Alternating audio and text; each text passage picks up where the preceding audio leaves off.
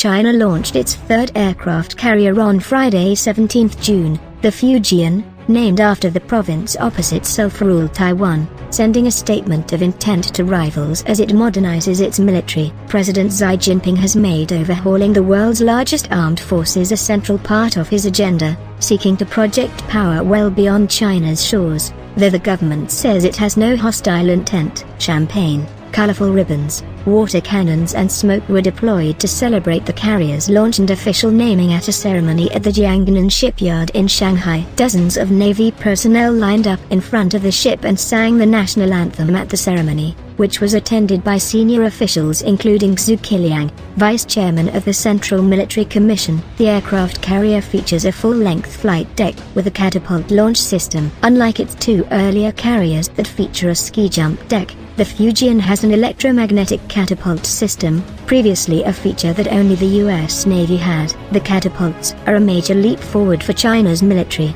allowing it to launch fixed-wing aircraft capable of carrying heavier payloads and fuel, according to a report from the Center for Strategic and International Studies. It is not designed to protect airspace, said Mr. Thompson, who is a senior fellow at the Lee Kuan Yew School of Public Policy at the National University of Singapore. It is designed to drop bombs. China's previous two carriers, named after the provinces of Shandong and Liaoning in northeastern China, are considered less sophisticated than most of the US fleet, which is nuclear-powered. But they also represented milestones for China's military, which for decades had been focused on land warfare. There are reports of a fourth carrier that is expected to be nuclear-powered, making China second to the United States, which has 11 aircraft carriers in service.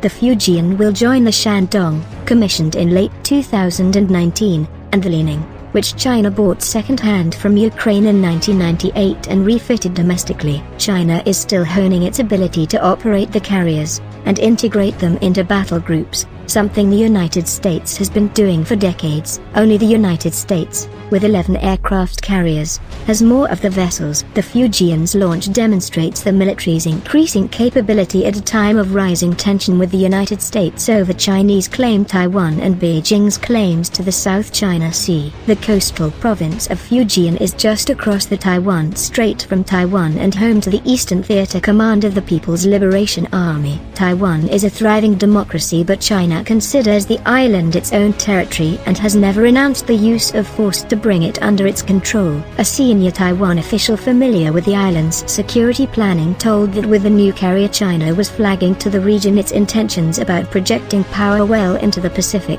In the future, they want to directly penetrate to the east of the first island chain, which includes Japan's Ryukyu Islands and the Pacific waters off Taiwan's east. The official said, speaking on condition of anonymity, any regional cooperation is seen by Beijing as an intervention in the Taiwan issue or a challenge to China. The launch of the new carrier is a defiant statement. Taiwan has been modernizing its own armed forces, including putting into service a new class of highly agile stealth warships, which Taiwan refers to as an aircraft carrier killer due to its missile complement. Taiwan's defense ministry said in a statement about the new carrier that it attaches great importance to China's military developments and incorporates this into enemy situation research in a forward-looking manner.